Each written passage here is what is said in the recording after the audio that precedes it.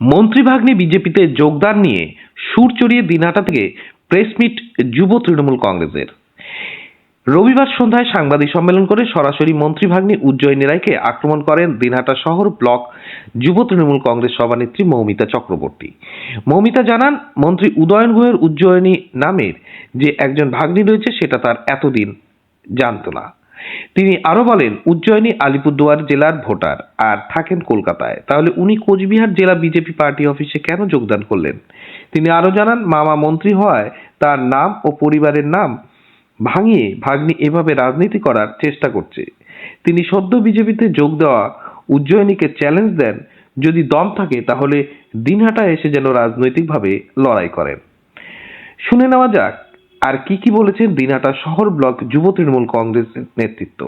এদিন এই সাংবাদিক সম্মেলনে উপস্থিত ছিলেন দিনহাটা পৌরসভার ভাইস চেয়ারম্যান সাবির সাহা চৌধুরী, পার্থ সাহা, জয় গুহ সহ অন্যান্য নেতৃত্বরা। ভোটার আলিপুরে যোগদান করলেন কোচবিহারে এসে, তার মানে মামাকে একটু হাইলাইট করার জন্যই কি যোগদানটা কোচবিহারে? এরকম মামা ভাগ্যিস আমাদের নেই, তাই বোধহয় আমরা এত কদর পাই না। রাজনীতি করার ইচ্ছা, দিনহাটার ময়দানে এসে রাজনীতি করুন। কোনোদিন মুখটা দেখিনি। ওনার ফ্যামিলির সাথে আমরা এখানে যারা আছি, ফ্যামিলি মেম্বারও আছে, আমরা প্রত্যেকেই কম বেশি যুক্ত। অনেক অনুষ্ঠানে ওনার বাড়িতে গেছি, কোনোদিন এনাদেরকে আমরা চোখেও দেখিনি। সবচাইতে বড় বিষয়, কিছুদিন আগে আপনারাও জানেন, বিজেপি দ্বারা আক্রান্ত হয়ে উদয়ন গুহর হাত ভাঙল। তিনি গুরুতর অবস্থায় মৃত্যু সজ্জায় প্রায় দিনহাটায় হাসপাতালে ভর্তি ছিলেন। একদিনও তো দেখলাম না ভাগ্নিকে এসে মামাকে চোখের দেখা দেখতে। আজকে যখন বিজেপিতে যোগদান করলেন, ফলাও করে বলছেন যে মামা উদয়ন গুহ। তার কি এরকম নেত্রী হওয়ার জন্য উদয়ন গুহকে ব্যবহার করা হচ্ছে, মামাকে নিয়ে ব্যবসা? তো এই সমস্ত সম্পর্ককে নেতাও হয়তো পাত্তা দেন না, আর আমরাও কেউ পাত্তা দিচ্ছি না। এরকম মানুষকে আমরা অভিবাদন জানাই যে কোচবিহারে এসে রাজনীতি করছে। তাকে আমরা ইনভাইট করলাম, ক্ষমতা যদি থাকে দিনহাটার মাটিতে এসে আমাদের সাথে লড়াই করো। তুমি কোচবিহারে এসে যোগদান করছো, আলিপুরের ভোটার হয়ে মামাকে নিয়ে ব্যবসা করছো। তোমার যদি রাজনীতি করার এত শখ, তোমার যদি নেত্রী হবার এত শখ, তুমি দিনহাটায় আসো। দিনহাটায় এসে আমাদের সাথে এসে খেলার মাঠে খেলো, তখন না বুঝবো তুমি কত বড় নেত্রী। আর রাজনীতি করার জন্য যদি কেউ বাড়ির লোককে ব্যবহার করে, কেউ যদি তাকে ইউজ করে, তাহলে সেটাকে কতটা নোংরা মানসিকতার বলা যায় সেটা আমরা সবাই বুঝতে পারি। আর নেতা আজকে বলেছেন, আপনারা শুনেছেন, তিনি বলেছেন যে ওনার পরিবারের সাথে কোনো যোগাযোগ নেই। এখানে ওনার পরিবারের মেম্বারও রয়েছে, তার কাছে শুনতে পারবেন। সত্যিটা বাস্তব, আমরা কোনোদিন ওনাকে দেখিনি। আমরা জানতাম উদয়ন গুহর একটাই বোন, ইন্দ্রাণী ব্রহ্ম, তিনি কলকাতাতে থাকেন। তাই আরেকজন যে বোন আছে, বা সেটা হয়তো আমাদেরই ভুল, আমরা জানি না।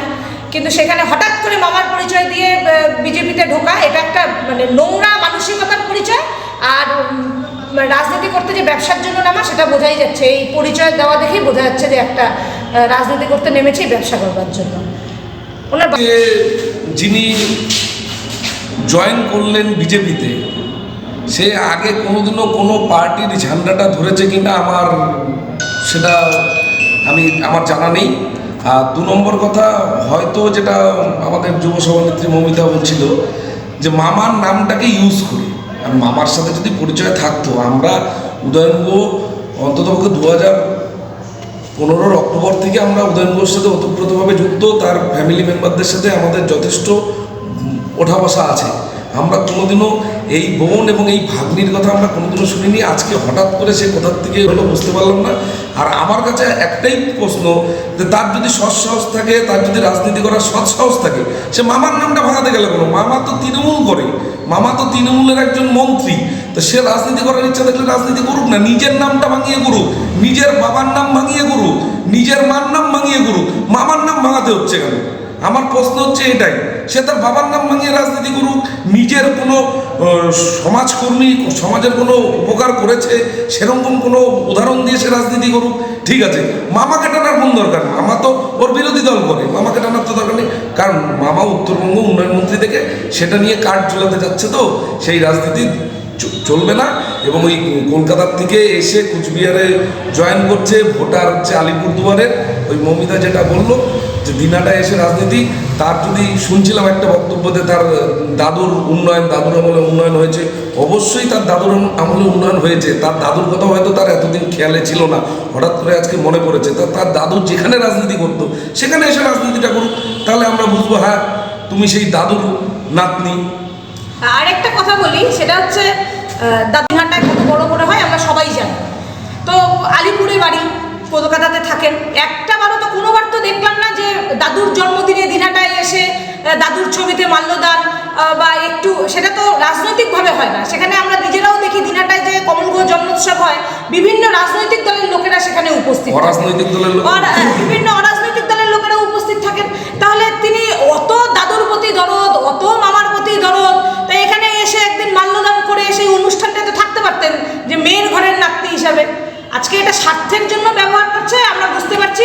আর মূলত একটাই কথা বলবো, এসব বিষয়কে আমরা গুরুত্ব দিচ্ছি না, কিন্তু একটা জিনিস ভেবে খারাপ লাগছে, এটা যে মামাকে ব্যবহার করা, এটা মানে কতটা নিচু মানসিকতার পরিচয়, সেইটা খুব লজ্জার, ভীষণ লজ্জার। গুহ পরিবারের কাছেও আমি বলবো যে এটা লজ্জা।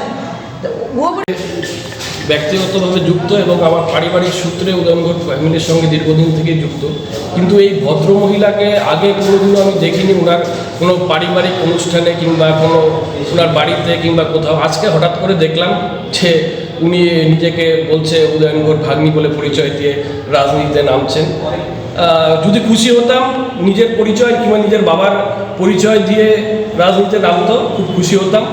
এবং যদি মামার প্রতি এতই ভালোবাসা থাকতো তাহলে হয়তো মামার যেদিন দুর্ঘটনা হয়েছিল, যে দল বিজেপি নিজের মামাকে হাত ভেঙে দিয়েছিল, প্রাণে মারার চেষ্টা করেছিল, তাদের সঙ্গে হাত মিলিয়ে অন্ততপক্ষে বিজেপি দলটা উনি করতো না।